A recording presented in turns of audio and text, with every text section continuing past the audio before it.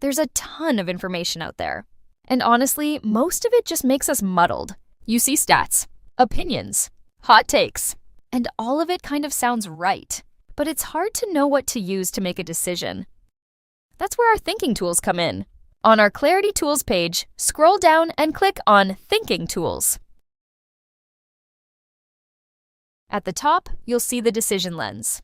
This tool is meant to help you think through nearly any decision. Let's see what it says about upgrading a family vehicle. Just type in the decision you're thinking about and click the blue button. Once it's done, the tool will present an overview of the decision followed by an objective take on what it is you may be giving up. These are worth considering as they often show gaps in our thinking.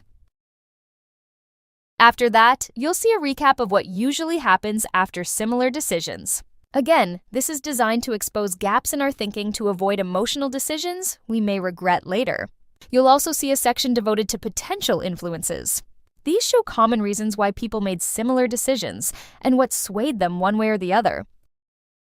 It's important to know what might go wrong, and the following section is meant to highlight some of those potential pitfalls.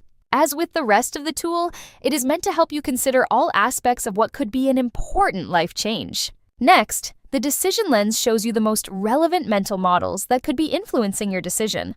Our database of 29 models, culled from decades in behavioral psychology, will help you think through some aspects of the decision that you may not have considered before. Finally, you'll get a list of questions to think about. These are meant to provoke a deeper understanding of your particular decision, which can often prompt a unique insight. The freeform box at the bottom is for your own use, to jot down any thoughts you may have. To save the entire Decision Lens for your own personal notes later, just click the Download button. Below the Decision Lens, you'll see some useful calculators. Clicking the drop-down arrow next to any of them will expand it for your use. Did you realize that if you lose half your money, you have to double it just to get back to even? The Loss Recovery Calculator is a handy tool to check how much of a gain you need to offset a loss. It highlights the asymmetrical nature of losses, not something we usually want to think about. But that's exactly why we must.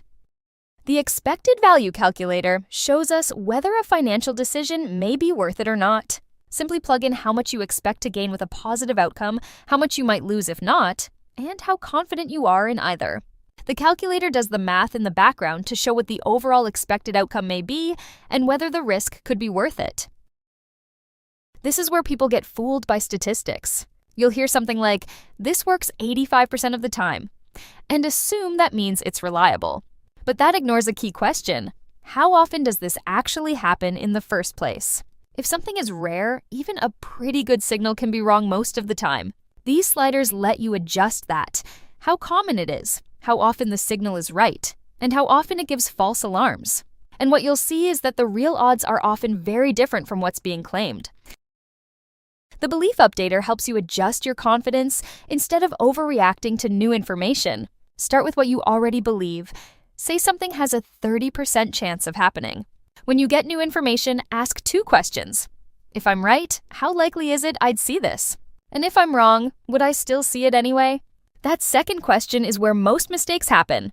The tool shows how much your belief should actually change once you account for both. Most of the time, the update is smaller than people expect. Our thinking tools are designed to help you think clearly when decisions aren't obvious. They help you work through questions like, am I thinking about this correctly? Is this worth it? How often does this actually happen?